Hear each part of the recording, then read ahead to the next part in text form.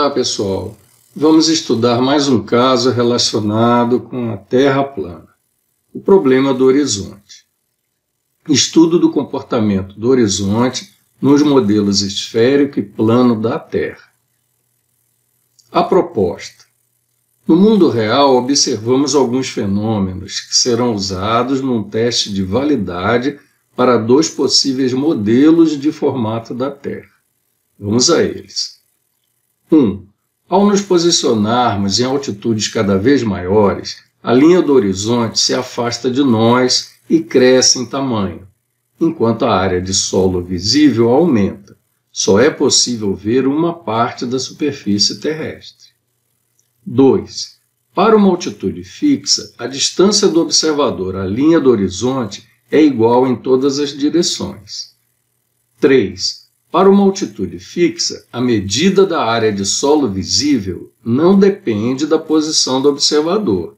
O que depende dessa posição é a região geográfica avistada. Agora vamos analisar qual dos dois modelos para a Terra, se é o esférico ou é o plano, que é compatível com essas observações de como o mundo real se comporta. Vamos começar com a Terra esférica. Vamos colocar um observador aqui e pensar um pouco. O que o observador percebe da Terra naquela posição em que ele está é definido pelas tangentes à superfície terrestre que passam por ele. Essas retas que passam por ele e tangenciam a esfera da Terra definem a linha do horizonte. Se o observador mudar de posição, essas tangentes mudam e a linha do horizonte também muda. Vamos analisar isso com calma. Olhem bem o que o observador vê da posição 1. Ele enxerga na Terra somente aquela parte verde. A parte vermelha ele não vê. A parte verde está antes do horizonte dele. A parte vermelha está depois. Se está além do horizonte, ele não consegue ver. Na posição 2, a área observada aumentou. Aquela calota verde cresceu, o horizonte cresceu, o horizonte se distanciou. Olhem bem. Altitude baixa, vê menos. Uma altitude maior, ele vê mais. Então, nós validamos o primeiro item, porque na Terra esférica, quando o observador se eleva, o horizonte se afasta e aumenta de tamanho. A área de solo visível também aumenta, e não é possível ver toda a Terra. A mesma figura mostra que o horizonte fica sempre a uma mesma distância do observador, porque o observador é um ponto externo a uma esfera, e todas as tangentes têm o mesmo comprimento, por causa da simetria. Então, nós também validamos o segundo item, porque na Terra esférica, a uma determinada altitude, a distância do observador ao horizonte é igual em todas as direções. Vamos ao terceiro. Vamos colocar o observador aqui, as tangentes, a linha do horizonte. O que o observador na posição 1 vê da Terra é aquela calota verde. Se ele mudar de posição para a posição 2, o que acontece? A região geográfica mudou. Ele vai ver outros países, outra região. Mas a área observada é a mesma, a área medida.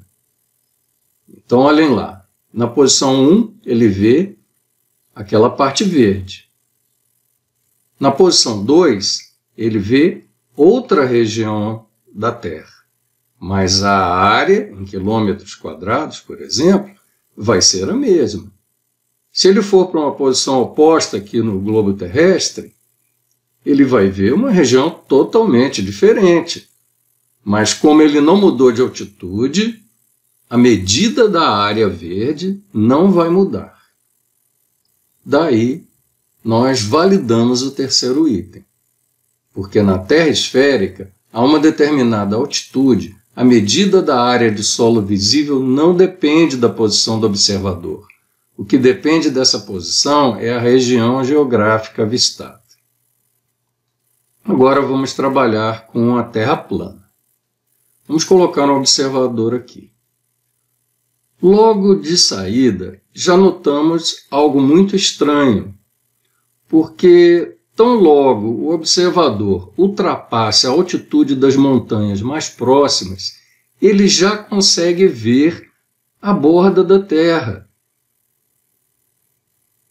A Terra plana tem um horizonte só. Então, bastou ele se elevar um pouco, ele já consegue ver os limites da Terra. Numa outra posição, o que ele vê é a mesma coisa. Quando ele saiu da posição 1 e foi para a posição 2, mais elevada, o horizonte não mudou. O horizonte ficou igual. Ele não cresceu, não se afastou e a área observada da Terra foi a mesma. Então, nós refutamos o primeiro item, porque na Terra plana, quando o observador se eleva, a linha do horizonte não se afasta nem cresce. A área de solo visível não aumenta com a altitude. Toda a Terra é vista ao mesmo tempo. Vamos ao 2. Colocando o observador aqui, a região de visibilidade dele é esta. Vocês estão vendo que ele está mais próximo de uma borda do que da borda oposta? É lógico que o horizonte dele não pode estar todo a uma mesma distância dele. Só com essa figura já refutamos também o segundo item, porque na Terra plana, a uma determinada altitude, a distância do observador ao horizonte não é sempre igual em todas as direções. Vamos ao terceiro. Colocando o observador ali, definimos a área de visibilidade. Agora nós vamos manter a mesma altitude, mas a área não muda. Ele vê a mesma coisa. Quando o observador sai da posição 1 e vai para a posição 2, a região geográfica observada é a mesma. Ela não se modificou. Então, nós refutamos o terceiro item, porque na Terra plana, para uma mesma altitude, a medida da área de solo visível não muda, mas a região geográfica avistada não depende da posição do observador. Este sempre vê toda a Terra. Conclusão. 1. O modelo da Terra esférica se comportou de acordo com os 3 itens que obtivemos a partir de observações do mundo real. 2. O modelo da Terra plana foi incapaz de explicar os mesmos 3 itens. A conclusão é que o modelo esférico da Terra pode representar a realidade, enquanto o modelo plano não pode. O que nós fizemos, então, foi descartar definitivamente o modelo plano, porque ele não representa a realidade.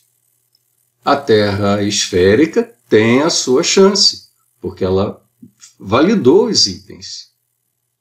Então, não há saída.